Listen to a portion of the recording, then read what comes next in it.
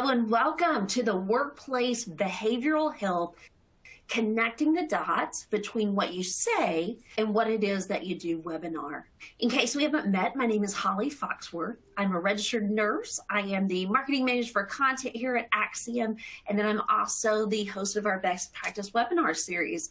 But I'm also joined by the dynamic duo here from Axiom. We have the Senior Vice President for Behavioral Health, Dr. Kertay. I will tell you that most people, whenever they listen to him, they say that they talk to him for 5 minutes and they feel like they've been in therapy for 5 years. So he has this amazing voice, and we just love him, and I know that you will as well. We also have the lady that knows it all. She does it all, and she continues to do it all every single day, Chief Marketing Officer Dara Wheeler. So they're going to be joining us on this conversation. To say that I am pumped up for this conversation and this event today, I think would probably be the understatement of the century. Bluntly stated, the last 2 years have been somewhat of, I guess you just kind of have to say, a really hot mess. We've had everything from COVID to remote work. We've all became teachers. We had to pretend like that we knew how to do the schoolwork for our kids and think about things like trigonometry that you haven't looked at in 90 years.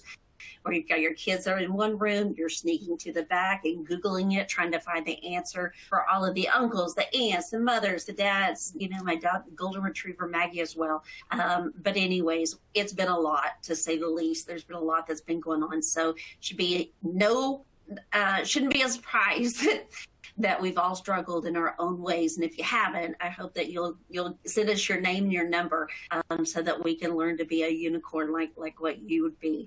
But this is all about you today.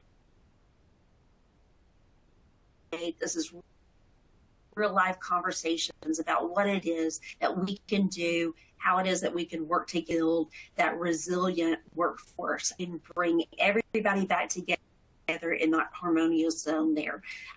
So several things I did want to mention before we jump into the introductions. First of all, we love to talk, as I'm sure you figured that out.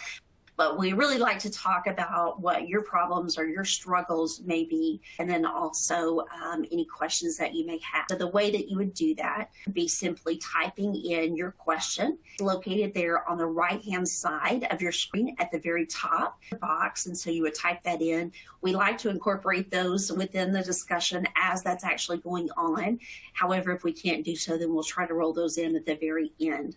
Second thing I wanted to mention was at the bottom of your screen, you'll see that there is a section there that says, I think it says demo or it says try now, something of that sort. But basically that is for our new contagious illness case management program. And so for those of you that say, hey, Holly, I thought we're done with COVID. I get it. I get what you're saying. But however, what I will tell you is that contagious illness, it's not new. It's been going on for years and years and years. You've got everything from flu to strep, everything in between. And the last thing that you want is to have an outbreak at your organization. So very much like what we utilize this for with Check Into Work for COVID, it would function many of the same ways. So it's not a sales pitch. It's simply a demonstration of what that product is. I know that every HR and risk manager would probably jump for joy with the idea of not having the responsibility to keep up for the health data management that sometimes all the hats are being worn these days. So if you would like to attend that, we would encourage you to do so. Just click on that button. It will send you to the page where you can register for the day that you would like to come. We do host those daily, and that's Monday through Friday at 11 o'clock a.m. Central. So I think that would probably sum up the announcements I wanted to go over there. Why don't we go ahead and just introduce our panel? I'll start with you, Dr. Kertay, if you want to go first. Sure. I'm Dr. Les Kertay. I'm a psychologist by training. I have been in and around mental health for about 45 years, which is kind of horrifying to get to the point where you said.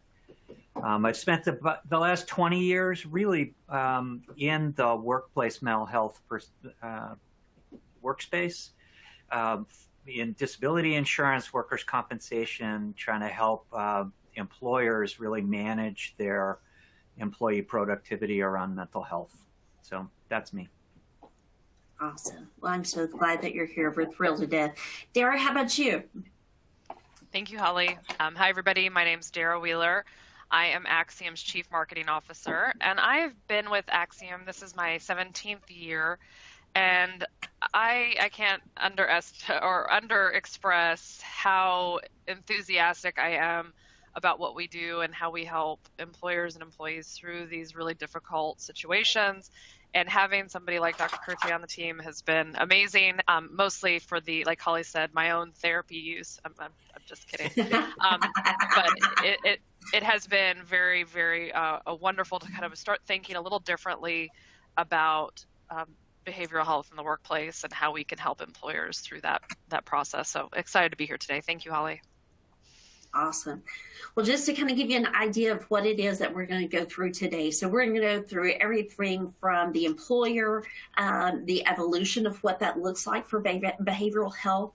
We're going to talk about some of the trends that we've seen. We'll go through some of the workplace culture beliefs, what we're seeing there, consequences of failing to fix some of those issues, talk about some of the post-pandemic behavioral health support initiatives that you may want to implement, and then finally wrap that up with connecting those dots between what it is that you're actually saying to your employees and what they're hearing. So it's that say, don't do as I say, but do as I do. And so we want to make for sure that you have a clear pathway on how it is that you can bring those together.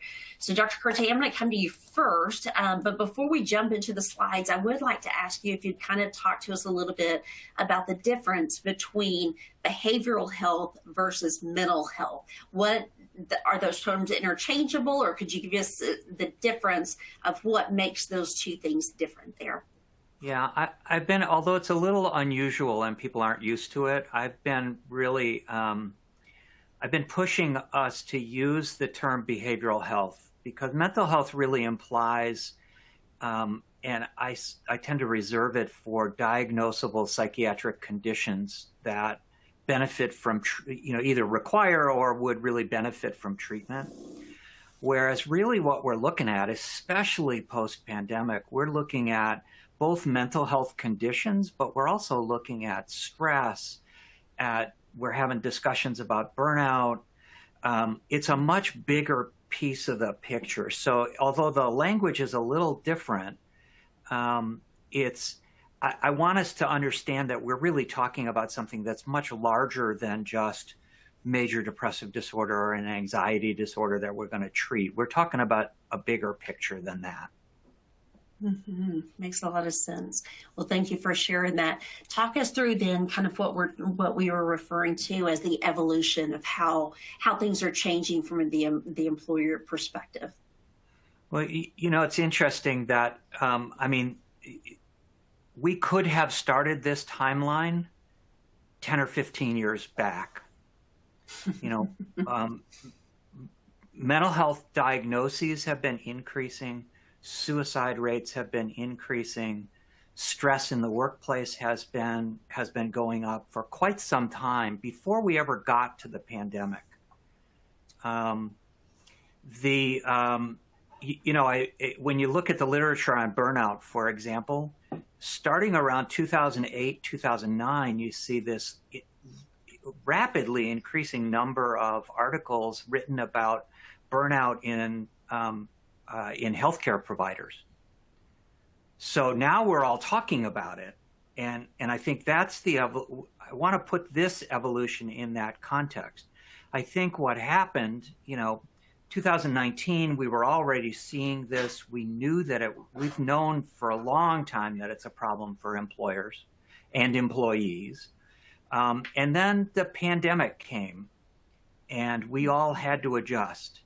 And we had to adjust at a time we had to adjust to a new set of circumstances, and we had to give up all of our usual coping mechanisms. Go out and spend some time with some friends. Well, that all of a sudden felt dangerous, right? So the things that we normally did to cope went away. So I think that what's changed is that things have gotten, we have seen an increase in people talking about mental health.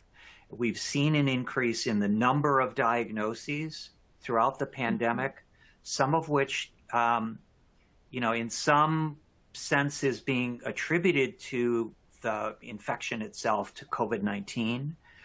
Some of it is related to the pandemic, and some of it is related to a changing workforce that's accelerating patterns that have already been going on.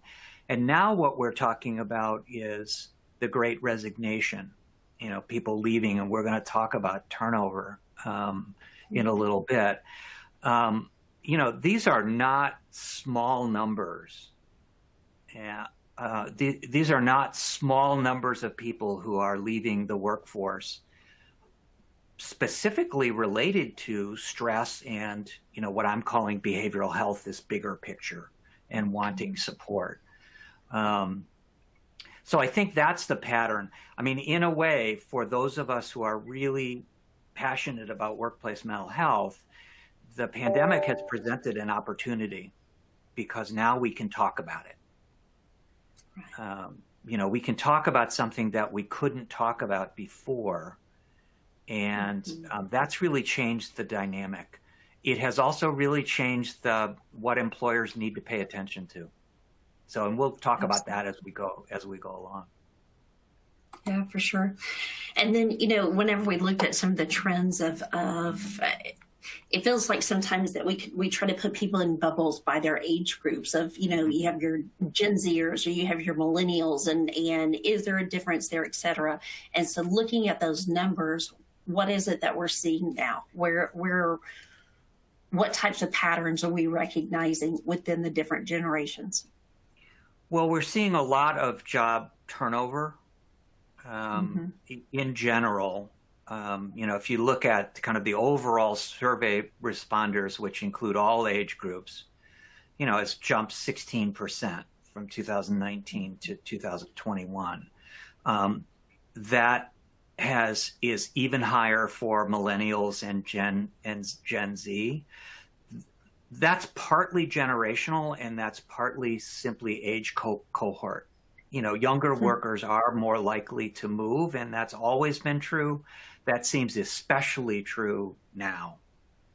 So there's a combination of generation and just age in general in the workforce. But, I said, we're not talking about small numbers. Just to put this in perspective, that it's estimated that turnover costs in order to replace a worker is somewhere between 50% and 200% of their total compensation, depending on where they are kind of developmentally. Obviously your higher skilled, longer duration people cost more to replace.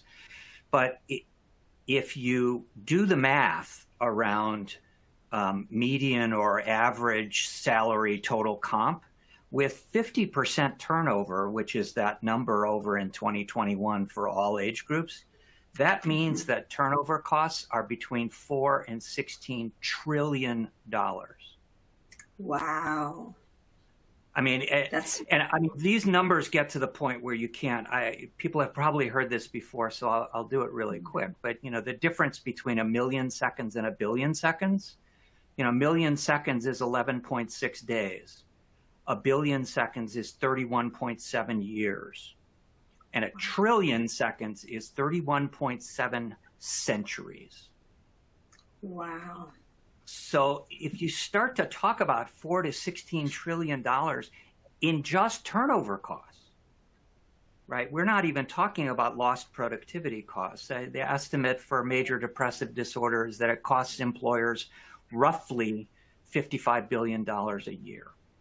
That's just major depressive disorder by itself, which isn't even the most commonly diagnosed psychiatric condition.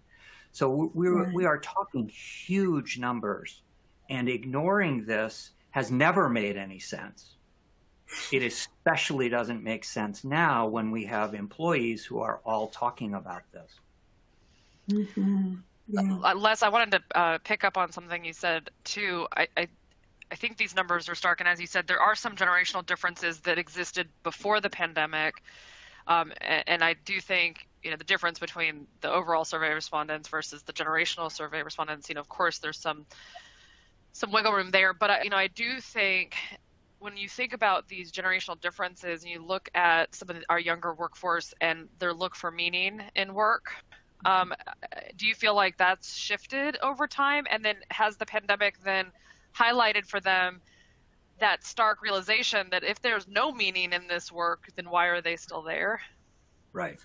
I do think that. I think that, we used to, when we first started talking about generational differences, I remember going to conferences and we're starting to talk about millennials, and I feel like, people were talking about millennials didn't have the same work ethic as boomers or, whatever. It's like, and in my mind, every single generation has put their hands on their hips and said, these kids these days, right? Yeah. And it turns out that that's not really true. Millennials and Gen Z do not have different work ethics. They're just as focused on work. What they're less willing to put up with is work that lacks meaning, and they're less willing to give up other aspects of their life. I'm an old boomer. I grew up thinking that work meant drudgery. By the way, that's one of the things I love about being at Axiom, because I'm having the time of my life, doing something I really am passionate about. But I think that that's less and less true. Some of that's driven by social media, some of that's driven by culture in general. But the big thing is that I think the younger workforce, which is, by the way, now the dominant portion of the workforce, the younger workforce is less willing to put up with things that older workers have gotten used to. I heard a leadership speaker discuss this a little bit too, and the social contract between employers and employees has shifted pretty significantly over time. And so, typically, like you said, in these conferences, you always hear the derogatory comments about the millennials. Oh, these millennials, like you said, everybody's got their hands on their hips and talking about the younger generation. But what's shifted in the workforce, and I think we can dig into this a little bit and we think about this over time, is that, historically, even before your generation and the baby boomer generation, there was a social contract with an employer. You put up with the drudgery because you got something at the end of the drudgery. You got your retirement paid for, right? You got your all of these benefits that meant you stuck with this company for a duration for that end result. And I do think that shifted a lot. And so when we think about what we give our employees and the cultures we create, the demand for a different way of having an employer-employee relationship has really changed over the last couple of generations. Right. And with that, employees' expectations of what their employers are providing. And we'll get into this more later, but one of the reasons to be having this conversation, I think, that's really worthwhile, and one of the reasons to talk about behavioral health generally, is that a lot of what we have done in talking about mental health, wellness in general, we've focused on the individual. And that is an important piece. We want to help individuals become more resilient, become, more able to cope. But part of this is not in the individual. Part of this is in the culture. Hence the title of this presentation today, or this webinar. Yeah. Well, and speaking with that about the company cultural beliefs, we kind of looked at what the difference was, and you can see that there is that significant shift. It's not, I actually expected it to be a little bit wider than what this was. Not that this isn't significant, but I expected it to be a little bit wider than what it was. Was that your take as well? Or did you feel like that this kind of been a gradual thing that we'll just continue to see that rise?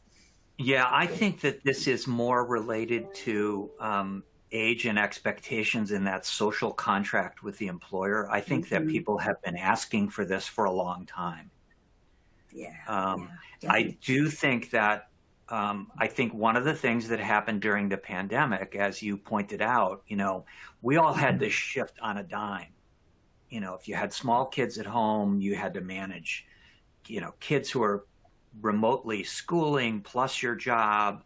For some people who were working in offices, now we're working from home. At the same time, all of our normal coping mechanisms went away. So I think it's, again, much more in our awareness. And here's an interesting kind of parallel to this. I would talk about the difference in my mind between behavioral health and mental health. The youngest workers are the most likely to express these opinions, right? That workplaces should support behavioral health. They are the least likely to actually go see a psychotherapist, right? So it's not about treatment; it's about culture. That's not fair. It's not an either-or proposition. It's both, right? Both, right? Yeah, definitely. Well, the next one, I know we've already had quite a few questions that came in, and I definitely want to address those. But maybe if you could, and Dara, please feel free to jump in on this as well. But just kind of talk us through what some of those workplace factors are that are negatively affecting the behavioral and mental health of our workforce these days. Well, I think they're all here. I mean, one of the things I'll start by pointing to stigma, around mental health conditions. There's a lot of conversation about how that's breaking down, that we're talking about it. Honestly, in my experience, what we're talking about a lot is stress. And there never was that much stigma around talking about stress. I'm not so sure that we've really come that far in our ability to talk about serious depression, serious anxiety disorders. We're starting to. There are more celebrities who are beginning to own it, but the very fact that we have to point to celebrities who are talking about their experience of depression, and that's so unusual, that really points to that we still have a lot of barriers to having serious conversations about accommodating people, taking care of people who have serious mental health conditions. Again, that's one thing. Stress is another. We have to have the conversation across the whole board. Dara, anything here jump out to you? Yeah, and again, as I think about what the pandemic has done to shift our mindset about our workforce, I also think one of the things that highlights here, and I know this is more about these different workplace factors, but if you think about the highlight for us all in what really was our critical infrastructure versus what was a nice to have, and when you drill it down to that critical infrastructure and those workers that we probably didn't value all that much prior to needing our Amazon deliveries and our food deliveries.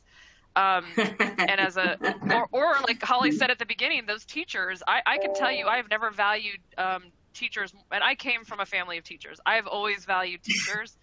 I have never valued an elementary school teacher more than I did in the last 2 years. And when we think about that value of where we place value within our workforce, we've typically probably gotten it a little wrong. And I do think when you think about where we place value and monotonous task, was up there at the top. And we do know over time that the more people feel that they have control over their work environment, their work tasks, the more they find value and meaning in that work.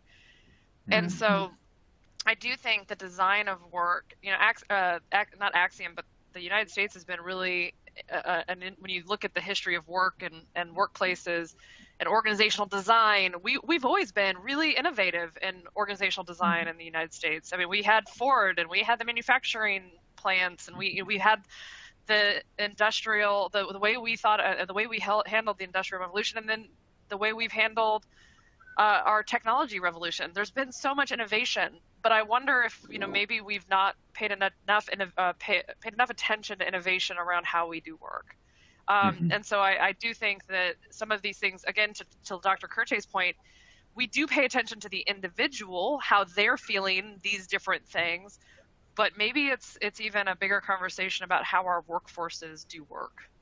Right. Right. I mean, we learned a lot. I mean, we learned, I've worked from home for years, but for a lot of people, we used to going into offices, we suddenly discovered that we were perfectly capable of working remotely.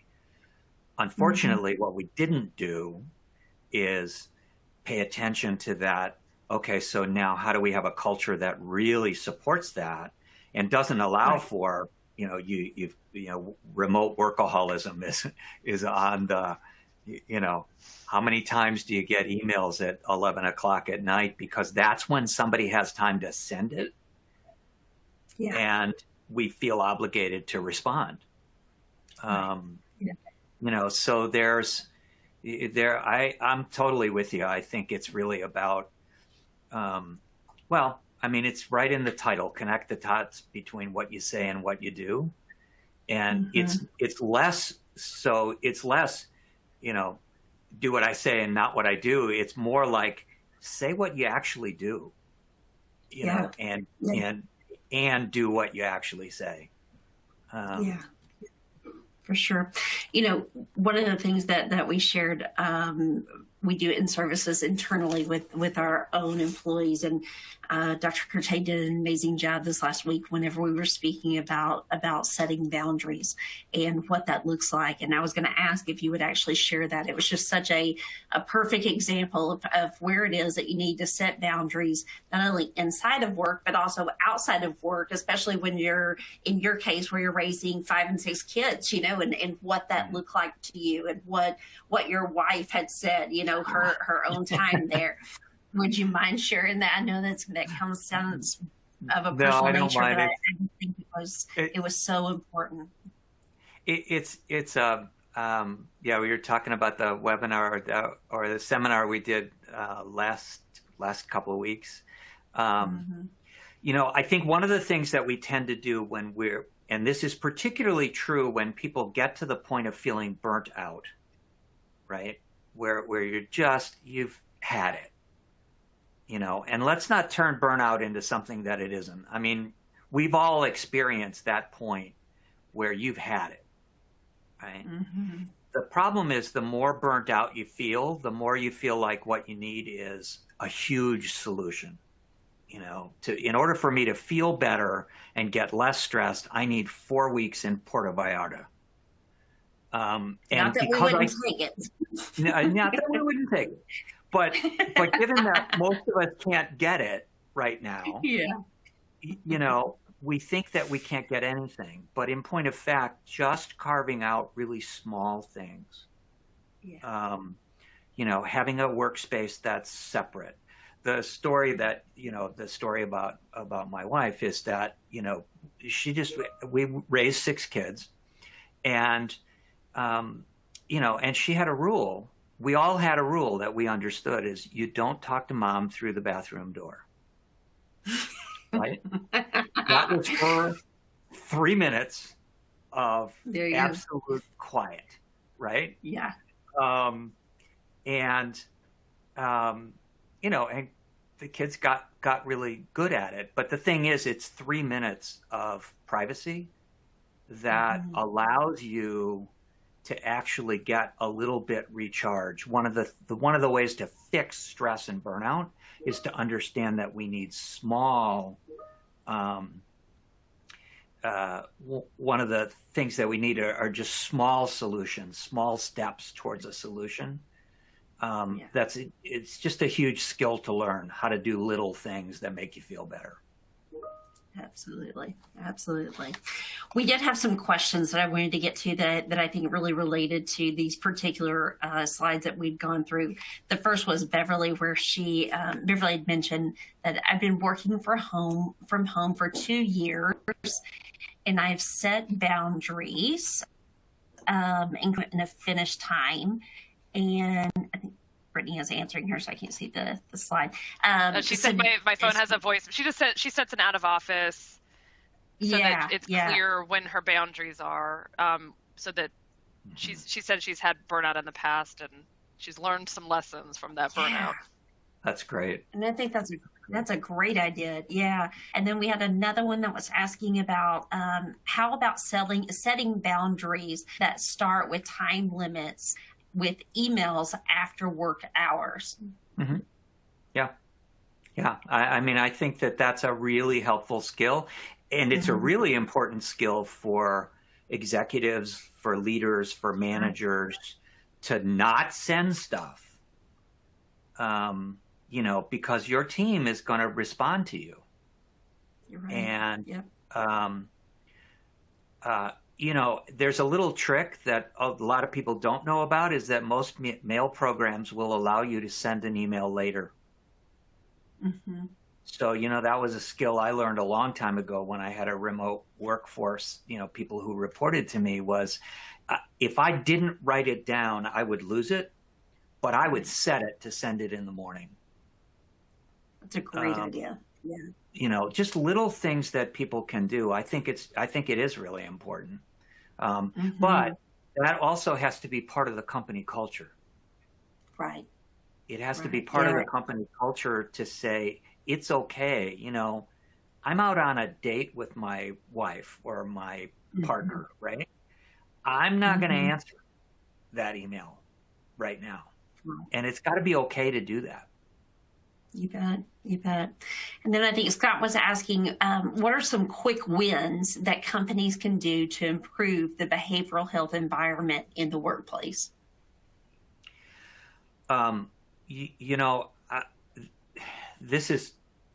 Here's one from me, and it tends to be an unsatisfying answer because it's not short and simple, but it is and it isn't. The issue is to ask, what is it that people need? I mean, and be ready for the answer to know, what is it about your job in this setting? What is it that's stressful? And then help figure out what those solutions look like. There are certainly programmatic things that, there are things that we're trying to build to help employers change a culture over time. But it really starts with asking. Yeah. It's easy for leaders in companies to lose sight of what it's like to be on the front line. And so we might make assumptions about what's stressful for people, and it might not be what we think. And it often isn't. So, I go back to the millennial example too. You said that we've talked a little bit about what people want from work. And I do think early days of especially the tech revolution, what people wanted from work was the ping pong table and the pool table at work and all these things. And I actually, I think we've all learned over time that maybe that wasn't quite what employees meant when they said that they want a different culture or different engagement from their employer. So I think asking is always a great place to start. And sometimes you get answers that surprise you. So your assumptions really aren't maybe the right assumptions. There is something there that may actually be pretty simple to implement. Maybe it'll be something like telling everybody it's okay to set their email out of office at certain times of the day. Maybe it's something really simple that can be instituted. Yeah. We've got a few more questions, and I think we can pick those up in the other slides, but we'll just kind of keep moving here. But talk to us a little bit about what that looks like whenever you fail to fix this, whenever you've got the problems that are there, but you can't seem to find the fix for that solution. Well, I think what happens is the end result is turnover. And we've already talked about how much that costs.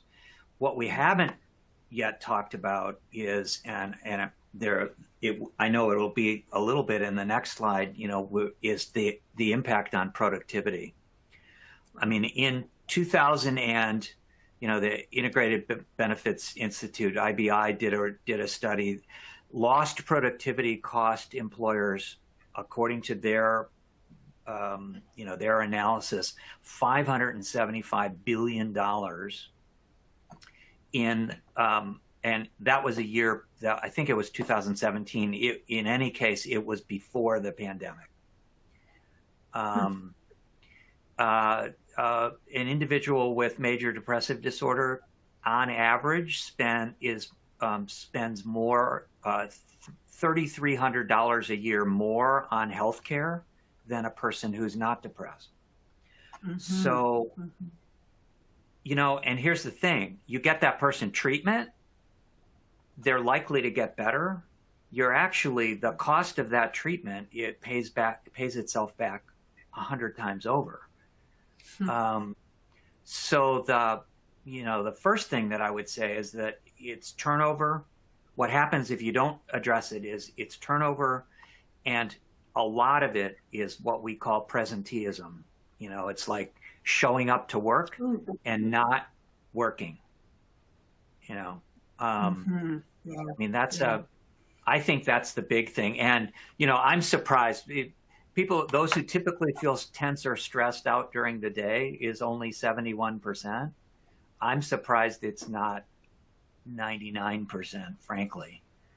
And who knows if they're telling the truth? Right. Right. This is just for people who are admitting it, right? Yeah. Good stuff. All right. Well, let's go through then kind of what we were speaking about the experiences that are related to the work-related stress within the past month and what that kind of looks like. What type of experiences that they're having. Well, I mean, these numbers sort of speak for themselves. Interestingly, some of them are symptoms of diagnosable psychiatric conditions. Loss of interest, motivation, or energy is a classic symptom of a depressive disorder. Difficulty focusing. But look at, 19% lack of effort at work, 18% low productivity, 17% desire to quit. That's a significant, that's a fifth of your productivity. Right. Even assuming that these are all the same people who are endorsing these things, you're losing 20% of your productivity to people who are stressed and aren't producing as much as, and we've all done it. We've all showed up at work when we're not having a good day, and we know that we're not as productive. Yeah. I spend time staring at the screen trying to figure out what I'm going to do next, right? So building in something to address that, building in more flexibility around work hours, building in flexibility to take a walk. That was, I mentioned that in an internal webinar that, my coping mechanism is I always have my walking shoes on, and I can walk out the front door. It takes me 45 seconds to go downstairs, walk out the front door, and take a walk around the park outside. Taking that 5 minutes makes a huge difference in my productivity. Again, Sure. They're relatively simple solutions, but what I want people to think about is you're losing, 20% of your bottom line is going away because people are less productive. Absolutely. That's an oversimplification of the numbers, but. Yeah. Well, let's talk about this people first culture, because, kind of looking at some of the surveys and even some that we've done ourselves, there's a lot of statements here that make a lot of sense, of how it is that people feel that I want to feel that my employer understands that my mental health is important. I want to feel like that I'm fairly compensated. I want to feel like that I'm included in things that my employer practices, what it is that they preach. How do those things relate? How is it that these things have to exist in every single organization? What would be your recommendations as to how you could extract that information for your organization, and then also make plans moving forward to be able to implement some measures for that? Well, I'm going to go back to, ask first, right? See what your workforce is experiencing and what they need, what they feel like they need. One thing I'll point out about a lot of the statements on this list is it's about how people feel. We found this out when we were looking at return to work programs. One of the top 5 predictors of whether people would go back to work was whether they felt supported in returning to work. The number of programs did not make a difference. What mattered was that they felt like their employer wanted them back. And that was a huge insight, because we tend to throw programs at things, right? So now we have mindfulness activities, we have morning yoga, we have programs, but are they really getting at the underlying issue? At Axiom, we are building programs that will help employers monitor the behavioral health of their workforce. Very much like you monitor physical illness, and then deliver content that will be helpful to that specific issue. But in addition to those kinds of programs, what we need is a culture that really that cares. I'll use one more example, and Dara, maybe you have some additional ideas. We've known for years that employee assistance programs, EAPs, are more effective when they have higher utilization. Right. But that's really rare. Utilization typically hovers around 3%, which has very little impact on productivity. Interestingly enough, when we've looked at it over the years, one of the things that tends to drive increased utilization is when the executive suite gets involved. When an executive in a company, they've had a suicide and it really affected them personally, and they started to talk to their company about the importance of taking care of yourself. That tends to drive better mental health through the access to services. And I know that it feels like it's an expense, but it's actually the opposite. It saves money when you address those issues. Again, I think that it would be great if I had simple solutions for everybody. Part of this is having someone to talk with who understands the workplace, who understands mental health, and can help you design what's going to work, in addition to programs and that can help address it. I think it's a combination of those two things. It is not a one size fits all for everybody.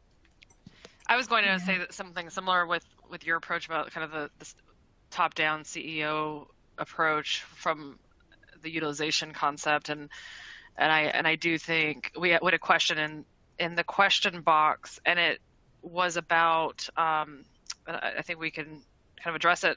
Kimberly talked about in a manufacturing environment, how do you recommend we teach our frontline supervisors to be sensitive to our employees' mental behavioral health needs? And one of the things that strikes me as you're talking, Dr. Kertay, for Kimberly, is that it won't change in your cultural environment until you get top-down buy-in, that this has to change. So you could, if you're an HR manager and you're trying to teach your frontline supervisors to have an empathetic and sympathetic relationship with their employee base, unless you get that from the top down, it probably won't be very successful. You may have some small wins. You may shift the culture a little bit, or in short bursts, or maybe you'll get a certain group within one manufacturing site to adjust the way they do things, but from an overall company standpoint, you really have to take that top-down approach and make changes all the way up to your CEO. Yeah. And you have to, I think another thing to think about is, we tend to measure things that are easy to measure. And, we all have heard, be careful what you measure because you'll get it. And be careful what, I used to add, be careful what you count because you'll get a lot of it. So if that manager is incented solely on productivity and taking 30 minutes to talk to an employee to just say, how are you doing? And having that conversation, that's 30 minutes that person is not producing a widget. If you don't build that into what you do, that 30 minutes is really valuable, and somehow find a way to measure it and value it. And you know what? I don't really care if you measure it. You have to value it. You have to understand that it makes a difference. And your managers have to understand that taking that time, not only do they have permission to do it, but that it's part of their job. That's a tough sell in a manufacturing environment, but over and over again, we see the loss in productivity when people don't do it. And no one wants to say that the pandemic, had any positive results, but if we can have this conversation, if we have a window in which we can start to really have this conversation, we're going to change work cultures in a way that's going to make a big difference. And that's true whether it's retail, manufacturing, office work. That's true throughout. You bet.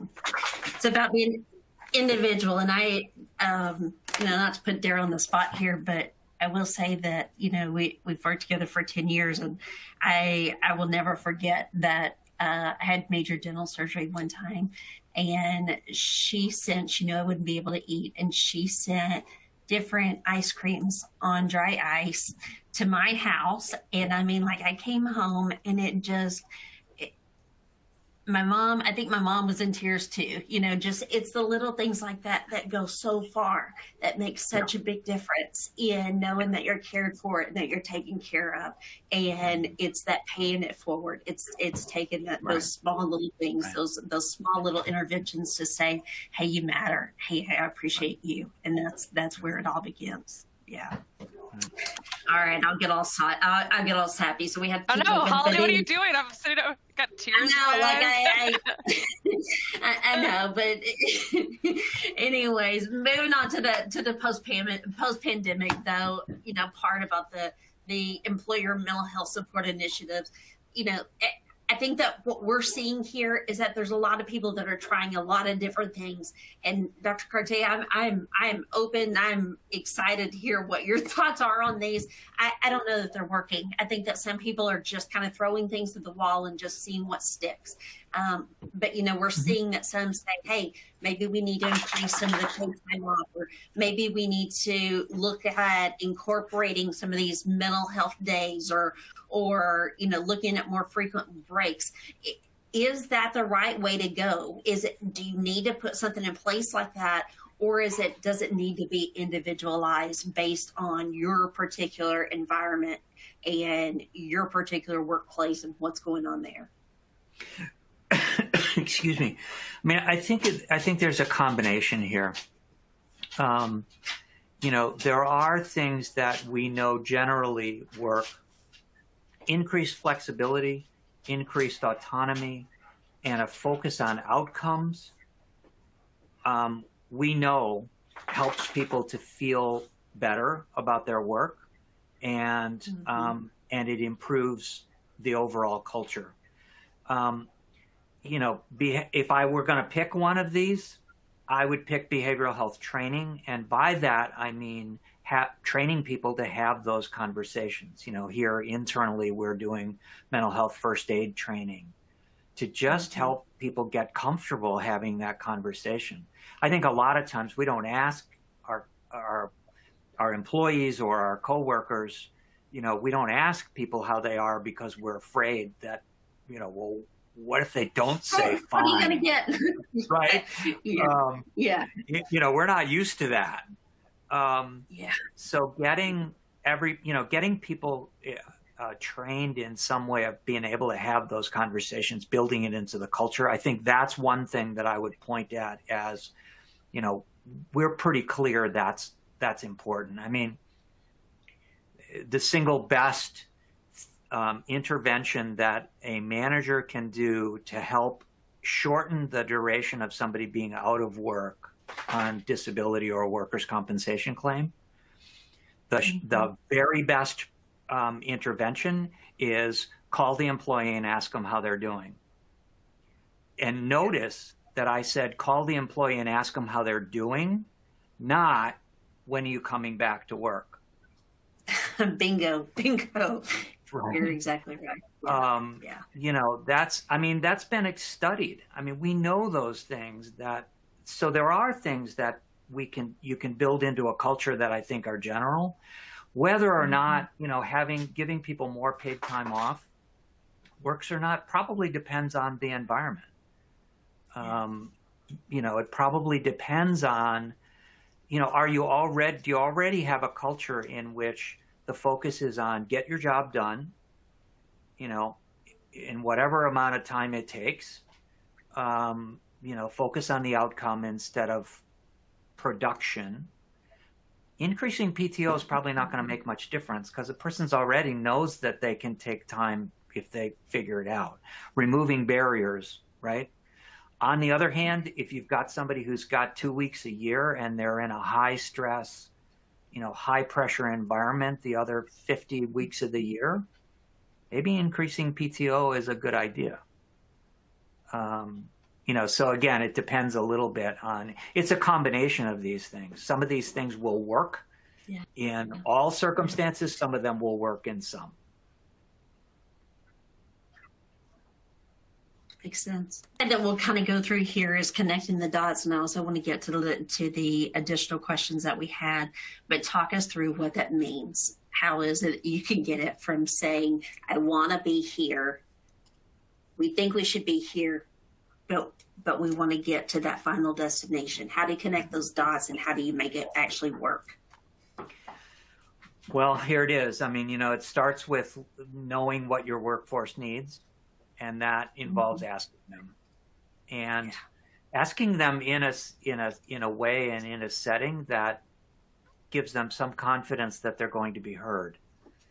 Don't ask if you don't want to know, or if you're not going to do something about it. So I think just understanding what the workforce is like, and a lot of that is, one way to do that is formal surveys. The other way to do that is just have conversations with people, which, by the way, has gotten more difficult in a remote work environment. It used to be you could walk around the office and talk to your team. Not so easy anymore. I think that, one of the things that we're trying to do, there are mental health apps that are out there, but what we're really focused on is building something that will also get information that helps us understand the behavioral health of the workforce. I'm not seeing a lot of that. That's a solution that I think is coming, and that we're really working hard on. And then the last piece of this is don't wait until it's a crisis. Part of the reason that EAP has not been as helpful in the long run is because it waits until a person self-identifies as needing help. So if you've got information about what your workforce is experiencing, how they're doing, reaching out to them proactively and keeping first aid, that applies to mental health as well as physical health. Those are really the key steps in my mind. Yeah. One of the questions that Scott had asked about, and I think it fits in perfectly here, is how can an employer identify employees that are at risk for behavioral health issues before they leave the company? first thing, and then Dara, you might want to chime in with other things, but first thing is just observe behavior. It's and particularly observe for changes in behavior that are atypical. I've got an employee who's always on time, walks in, on time or early, seems to be engaged. All of a sudden, they're starting to be late all the time. Yeah. That's an indication to say, do two things. And again, this is, we get this confused. You have to identify the behavior, and that behavior, you don't have to say that behavior is okay, right? Mm-hmm. What you do have to do is have a conversation that says, hey, I noticed this. How you doing? Mm-hmm. And ask the question. Yeah, I've always told supervisors they don't have to be experts in drug abuse or alcohol abuse or any of these conditions or concerns. What they have to be experts in is observing behavior and observing the patterns that are associated with that behavior. So even, we always use the example of somebody who's always on time, all of a sudden being late. But actually, there's on the flip side, if somebody's always kind of cranky, and that's just kind of their natural state, and all of a sudden, maybe they start acting really happy, then maybe there's something going on there that you should be concerned about too. It's changes in pattern and behavior. It's not being an expert at any one of these things. It's just asking good questions, observing the behavior, being really engaged with your employees so you can observe the behavior. I do think as leading teams has gotten more difficult over time, one thing you do see is sometimes managers wanting to kind of listen, not ask the questions. They kind of back off, and it's hard. These are hard conversations to have, but that's the job of you as a manager and as a leader, to be present, to have those conversations, to be an observer, and to pay attention so that you can build help build an organization that is sustainable and resilient through all of these situations. Yeah. And kind of speaking of the technology that we are in the process of building, the goal in that also is to kind of be able to determine what some of those baselines would be so that you can identify where there's some deviations there, and you really can utilize some of that early intervention to keep the small things small. Isn't that what they say, Tara? Keep the small things small so that we're not having to go to the bigger things that come next. Right. Let's see, there was another one about we are finding employees that are getting their feelings hurt. And this usually happens when they are corrected on errors that they make. Would this reason be because of behavioral health issues? Well, it could be, but it also could be that the person who delivered the message did it badly. I mean, so the first thing is, I'm a psychologist. My wife tells me that I'm capable of having what she calls the toothpaste conversation. And I looked at her one day and said, well, what does that mean? And she said, well, you can tell people they have bad breath and have them thank you for it.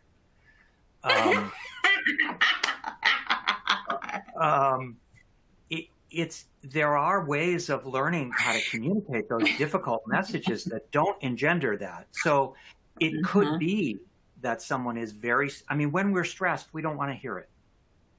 Right? Yeah. If I'm really, really stressed, I don't want to hear corrective feedback right then because I can't take it in. So certainly that's about me. But also it could be about how the message is being delivered. And it could be that the only message we ever deliver is corrective. That's a whole other thing, about how people feel. We know that there are ratios that make a difference between positive and corrective feedback. So that's a complicated question, and but certainly behavioral health could be one of them. Mental health condition could be one of them. Yeah, and Andrea, I think we answered your question about the work-life balance when work and life are in the same places and kind of setting some of those boundaries. but if you need some more information on that, please don't hesitate to reach out, and we can definitely get you some additional resources. I was looking to see if there was any others. I know that we're at the very end of time here, but if there's any other questions that you have that we haven't answered, I do have one more. Let me ask you this one. How do lower levels of management convince executive leadership to change from a company culture that values productivity over employee mental health? Whew, that's a big one. I wish I had an answer to that one.